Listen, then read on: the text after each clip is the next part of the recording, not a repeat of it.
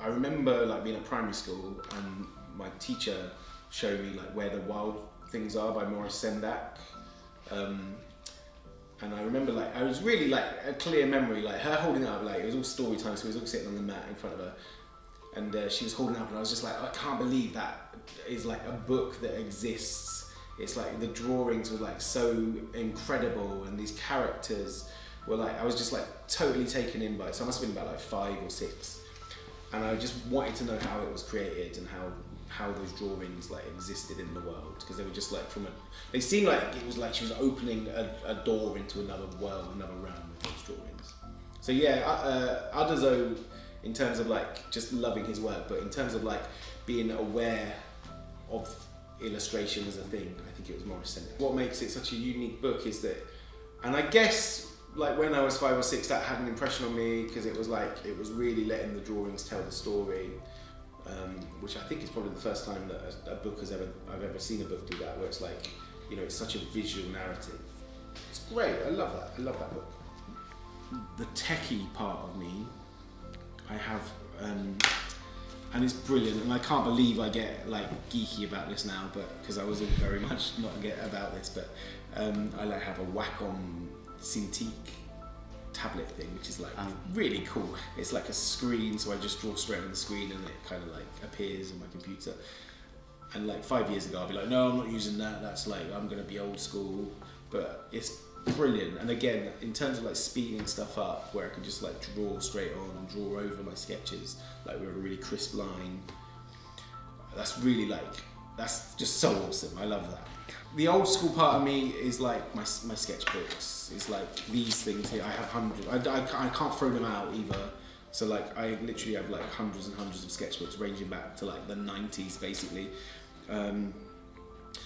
because they're just full of. I mean, they're full of kind of nonsense as well. But you know, all these things represent an idea for something, whether I develop it now or develop it in the future. You know, good and bad stuff. You know, all this kind of stuff where I like, this is like the most vital object I have at the minute, but also it's like the time that I spend in it is like the most vital time, because I can spend like 10 minutes just literally like doodling and not really thinking about what it is I'm doing. But that's where like all my ideas come from, is like from drawing. The Bear and Piano came from like me drawing in a sketchbook and just like doodling an idea. But like this is the beginnings of a project that I'm doing at the minute, which is a book that's not going to be out until like 2020. So it's at the very, very early stages. And then I started thinking about this idea for a story about aliens and about this little girl that wants to be abducted by aliens because she's annoyed with her family. Rather than write it down, I tend to like sketch it down, so just get as much of it kind of down on paper as possible while it's kind of fresh and I'm thinking about it. Doesn't obviously need to look too hot or look too polished. And then from that stage, well, now I kind of talk to a publisher and talk to them about the idea and sort of say, this is what I'm thinking, and then I have to create this is kind of like what I call the for my eyes only rough, because I like it's for me only to get the idea down. But then I also do after that stage I do a publisher's rough, which is like still very sketchy, but it's more kind of like toned and stuff. And then once that's all approved, and usually the publisher will have a bit of input and have a bit of say on the direction it's taking and stuff. And then I will start going to artwork stage,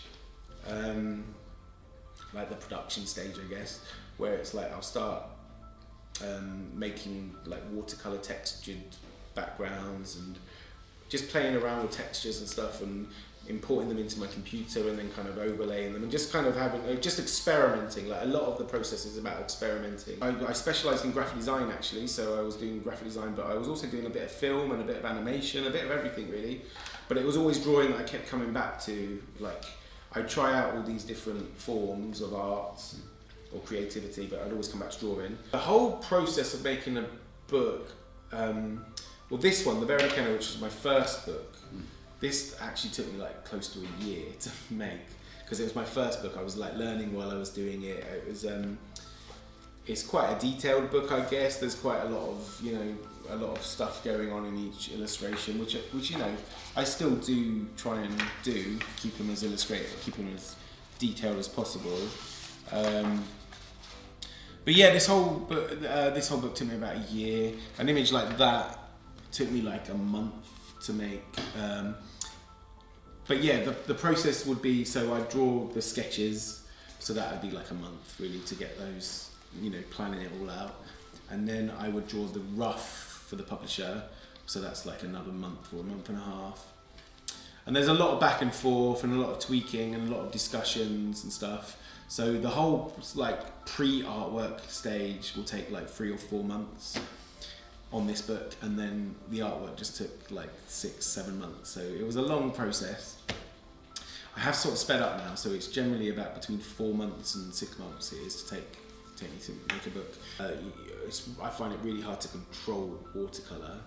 It's like, and maybe it's the way I do it, and like just splashing it and sort of mixing it, but that's kind of the thing I like about it the most, is because it's unpredictable and like it's perfect for making textures, like these background hues and kind of atmospheric, because it's just like the way it kind of mixes in with each other is kind of why I use it really. So for example, with The Bear and the Piano, like a page like that, for example, so that background there, that kind of misty background, that's like one layer. That's like a watercolor wash that I did on a piece of paper. And then these trees, I will draw out like the trees on a piece of paper and import them in and on Photoshop. And then I will also, like, the actual trees themselves are like the actual bark that I like took a photograph of the bark from like Russell Park or somewhere. Okay. And then just clip and mask them in on Photoshop. So it's kind of like mixed media in a way, but it's put together digitally. So all the textures and things are actual like real life stuff, but then I kind of combine them all on Photoshop. I always put some time aside each day, even if it's just 10 minutes, just to like mindlessly draw, like not really think about what I'm drawing, and just kind of fill the page with anything. And most of the time ideas spring from that, like the act of doing that, like actually kind of doing it. But I don't know, ideas come from anything, like watching a film, reading a book, just going for a walk.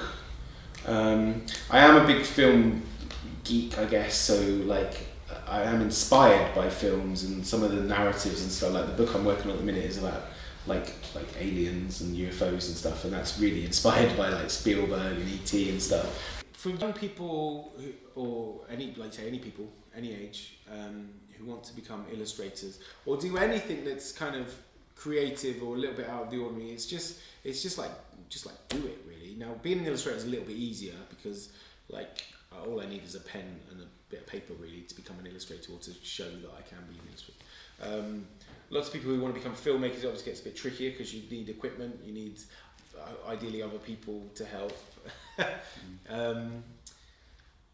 But yeah, there's always a way of making, and especially now, technology and everything is helping creative people to kind of not only create the art that they make, but also like show people the art that they make. Like going back to the social media, it's like we potentially have like a global audience who can see our work as soon as it's made, really.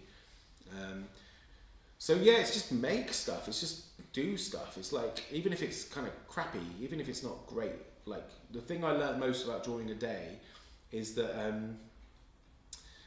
like I said, most of the stuff I made in drawing a day wasn't very good, but the fact I was doing it and people like to know, like they like seeing creativity happen even if they're not creative themselves.